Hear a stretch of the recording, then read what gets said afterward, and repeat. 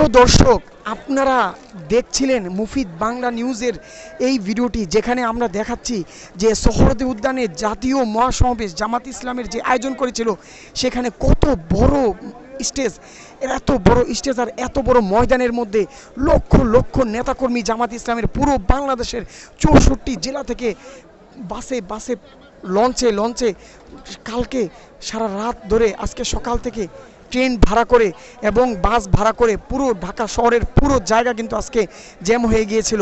এই যে সোহরাওয়ার্দী উদ্যানের এই যে জামাতে ইসলামের স্টেজ, এইখানে কিন্তু এখনও নেতাকর্মীরা নামাজ পড়তেছেন, নামাজ আদায় করতেছেন। তারা কিন্তু নামাজকে ভুলেন নাই। রাজনৈতিক সমাবেশ হওয়া সত্ত্বেও ইসলামকে পুনর্জাগরণ করার জন্য তারা এই সোহরাওয়ার্দী উদ্যানে ইসলামের একটি জীবন্ত নিদর্শন রেখে গিয়েছেন। এইখানে কিন্তু অনেক সাংবাদিকগণ এখনও নিউজ করে যাচ্ছে, যেমন ডিবিসি নিউজ, যমুনা টিভি, সময় টিভি, তারা কিন্তু এখনও এই ময়দানে উপস্থিত আছেন।